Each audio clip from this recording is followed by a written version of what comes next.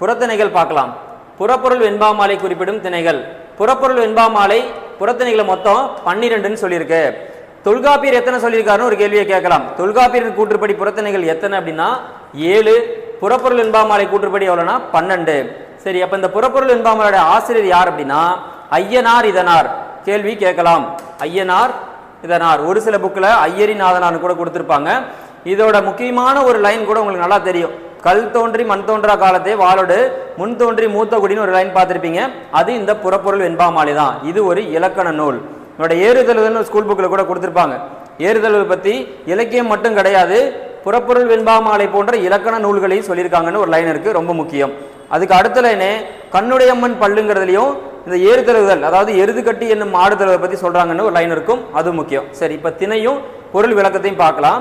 முதல்ல வெற்றி திணை. வெற்றி திணையோட பொருள் விளக்கம் என்ன கொடுத்துருக்காங்க? வெற்றி திணை வெற்றி பூ சூடிட்டு போகும்போது ஆணிரை கவர்தல்ங்கிற ஒரு வேலையை செய்யறோம். ஆணிரை கவர்தல்னா இது பேரு பசுக்கூட்டங்கள்.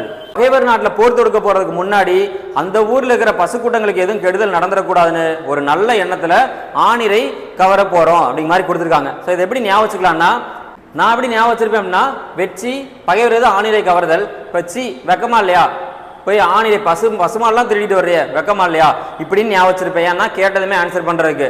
ஸோ இது வந்து தமிழை தப்பா சொல்லணும் இல்லை அந்த மாதிரிலாம் எதுவும் நினைச்சுக்க வேண்டாம். பார்த்ததுமே புரியணும். 4 ஆப்ஷன்ல ஒன்று ஆன்சர் போடணுங்கிறக்காக சொல்றேன். ஸோ பார்த்துங்க. சி வெக்கமா இல்லையா, போய் மாடெல்லாம் எடுத்துட்டு வர்றிய அப்படின்னு ஞாபகம் வச்சுக்கலாம். அப்போ வெச்சி வெக்கமா இல்லையா, ஆணிரை கவர்தல் பசுக்கூட்டங்களை கவர்ந்துட்டு வர்றது அப்படி ஞாபகம் வச்சுக்கலாம். 1. அடுத்து என்ன சொல்றோம்? கரந்தைன்னு இருக்கு. கரந்தைனா என்ன? பகைவர் கவர்ந்த ஆணிரையை மீட்டல். நான் அந்த ஆணிரை பசுக்கூட்டங்கள் இருந்தனால தான் நான் ஏதோ பால் கறந்து வித்து வியாபாரம் பண்ணிக்கிட்டு இருந்தேன், அதை நீ கவர்ந்துட்டு போயிட்ட. ஸோ கரந்தை, நான் திரும்ப பால் கறந்து ஊற்றி நான் என்னோட வியாபாரத்தை பார்க்கணுங்கிறனால கரந்தைனா என்ன? பகைவர் கவர்ந்த ஆணிரைய பசுக்கூட்டங்களை திரும்ப எடுத்துட்டு வர்றது. ஸோ அப்போ ஆணிரை மீட்டல். மீட்டா தானே நம்ம பால் கறந்து வித்து வியாபாரம் பண்ண முடியும். அந்த மாதிரி ஞாபகம் வச்சுங்க. இப்போ வெச்சினா சி வெக்கமா இல்லையா, பசுவெல்லாம் திருடிட்டு போறியே அப்படின்னு கேட்டுக்கிறோம். கரந்தை, நான் திரும்ப அதை கொடு, நான் பார்த்துக்கிறேன். ஸோ அதை வச்சு தான் நான் பால் கறந்து வியாபாரம் பண்ணு ஞாபகம் வச்சுங்க. முடிஞ்சது, எவ்வளோதான். இதில் உங்களோட ஸ்கூல் புக்கில் வெச்சி பூக்கு இன்னொரு பேர் என்ன இருக்குன்னு ஒரு கேள்வி கேட்டிருக்காங்க. என்ன பூ? இட்லி பூன்னு ஒரு பேர் இருக்கு, இதுவும் கேள்வியாக கேட்டிருக்காங்க. அடுத்து வஞ்சி. வஞ்சினா வஞ்சகமா இருக்கிறது ஞாபகம் வச்சுங்க. என்ன வஞ்சகம்? பகை நாட்டின் மீது போர் தொடுத்தல். அடுத்த நாட்டு மேல ஆசைப்பட்டு வஞ்சகமான எண்ணத்தோட போர் தொடுக்கிறாங்கன்னு ஞாபகம் வச்சுங்க. 1. சரி, இங்கே 13, 14 எழுதி போட்டிருக்கேன். அது என்ன? 2018 வந்த தமிழ் புக்கில் 9th புக்கில் இந்த சொன்னமா தொல்காப்பியம் வந்து புறத்திணைகளை 7ன்னு சொல்லியிருக்கோமா, அந்த 7ன் படி திணைக்கு உண்டான துறைகள்னு ஒரு கேள்வி கேட்டிருக்காங்க. ஸோ வெச்சினா அதோட துறை எத்தனை, காஞ்சினா அதோட துறை எத்தனை, இந்த மாதிரிலாம் கேள்வி கேட்டிருக்காங்க. உங்களுக்கு கூட நல்லாவே தெரியும் புறநானூரோட புறத்திணைகள் எத்தனை, துறைகள் எத்தனைன்னு படிச்சிருக்கீங்களா? புறநானூரோட புறத்திணைகள் 11, துறைகள் 65ங்கிறத நம்ம படிச்சிருப்போம். ஸோ அது மாதிரி தான் இதில் 65 துறைங்கிற மாதிரி இந்த வெற்றிக்கு எத்தனை துறை, காஞ்சிக்கு எத்தனை துறைங்கிறத கொடுத்துருந்தாங்க பழைய புக்கில். அதை கேள்வி கேட்க வாய்ப்பு இருக்கு. அப்போ வெற்றியோட துறை எவ்வளோ அப்படின்னா 14 துறைகளை கொண்டது. இந்த வஞ்சியோட துறை எத்தனை அப்படின்னா 13. ஸோ 13னா 13ஆம் நம்பர் வீடுனா ஒரு பேய் வீடு அப்படிங்கிற ஞாபகம் வச்சிருப்போம். இப்போ வஞ்சகமா இருந்தோம் அப்படின்னா பேய் வீட்டில் விட்டுருவாங்க, ஞாபகம் வச்சுங்க. 13 ரொம்ப முக்கியம். அடுத்து காஞ்சி. காஞ்சினா காப்பாத்துறன்னு ஞாபகம் வச்சுங்க. இவங்க என்ன பண்றாங்க? பகை நாட்டின் மீது போர் தொடுக்கிறாங்க. ஸோ அந்த பகைவரை எதிர்த்து போடுதல், காப்பாற்றுற வேலை எங்க பார்க்குறாங்க?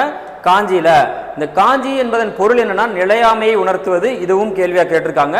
காஞ்சியோட துறைகள் எவ்வளோ அப்படின்னா 20. காஞ்சியோட துறைகள் எவ்வளோ? 20 ஞாபகம் வச்சுக்கோங்க. நொச்சி. இந்த நொச்சி எப்படி ஞாபகம் வச்சுக்கலாம்? இங்கே என்ன கொடுத்துருக்கோம்? பகைவரிடமிருந்து மதிலை காத்தல். ஸோ மதில் காத்தல், வாயிலில் காவல் காக்க வச்சுட்டாங்க அப்படின்னா சந்தோஷமாவா இருப்போம்? இல்லை, நொச்சு கொட்டுவோன்னு ஞாபகம் வச்சுங்க. வெளியில் நிற்க வச்சுட்டாங்களே அந்த மாதிரி ஞாபகம் வச்சுங்க. அப்போ நொச்சு கொட்டுறது இதில் வரும். மதிலை காக்க சொன்னாங்கன்னா, காவல் காக்க சொன்னாங்கன்னா ஒரு மாதிரி சங்கடமாக இருக்கும், நொச்சு கொட்டுவோன்னு ஞாபகம் வச்சுங்க. உளிஞ்சை. உளிஞ்சை அப்படின்னா பகைவர் மதிலை சுற்றி வளைத்தல். நான் அதை எப்படி ஞாபகம் வச்சிருப்பேன்? உளிஞ்சை அப்படிங்கிறத உருளைன்னு ஞாபகம் வச்சுப்பேன். ஸோ அப்போ சுற்றி வளைக்கிறது அப்படின்னா இந்த மாதிரி சுற்றி வளைக்கிறோம், அதுதான் மதிலை சுற்றி வளைத்தல். இந்த மாதிரி சுற்றி வளைக்கிற ஞாபகம் வச்சிருப்பேன். இதோட துறை எவ்வளோ அப்படின்னா 8. ஸோ அதையும் இந்த மாதிரி எழுதலான்னு ஞாபகம் வச்சுங்க. உளிஞ்சையோட துறை எவ்வளோ? 8. இது மதிலை சுற்றி வளைக்கிறது. உளிஞ்சைனா உருளை ஞாபகம் வச்சுக்கலாம், மதிலை சுற்றி வளைத்தல். அடுத்து தும்பை. தும்பை அப்படிங்கிறது என்னன்னா பகை மன்னர் இருவருமே 2 பேருமே சண்டைக்கு போகும்போது 2 பேருக்குமே என்னது, யாராவது ஒருத்தர் கண்டிப்பாக வெற்றி கிடைக்குமா? ஸோ 2 பேருமே இந்த தும்பை பூவை சூடிட்டு தான் போர்க்களத்துக்கு போவாங்க. ஸோ தும்பையோட துறை எவ்வளோ அப்படின்னா 12, ரொம்ப முக்கியம். வாகை, போரில் வெற்றி பெற்ற மன்னரை புகழ்தல். நமக்கு தெரியும் வாகை சூடி, வாகை சூடு, இது மாதிரி படமும் நிறைய எடுத்துட்டாங்க. அதுக்கு மீனிங் என்னன்னு நமக்கு நல்லாவே தெரியும். அப்போ இதோட துறைகள் எப்படி ஞாபகம் வச்சுக்கிறீங்கன்னா 18 இருக்கு. வாகையோட துறை எவ்வளோ? 18. 18 பட்டிக்கு ராஜான்னு ஜெயிச்சா தான் நமக்கு வாகை சூட முடியும் ஞாபகம் வச்சுக்கோங்க. ஸோ 18 பட்டிக்கு ராஜான்னு இதோட துறையை ஞாபகம் வச்சுக்கலாம். ஜெயிக்கிறத வச்சு போரில் வெற்றி பெற்ற மன்னரை புகழ்தல் அப்படிங்கிறதும் ஞாபகம் வச்சுக்கலாம்.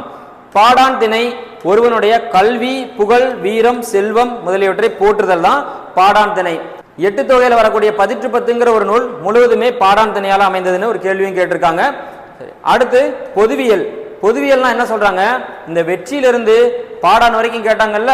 ஸோ இதுல எல்லாம் கூறப்படாதவையும் இல்லை கூறுறதுலையுமே ஏதாவது பொதுவானது இருந்துச்சுன்னா அதுதான் பொதுவியல்.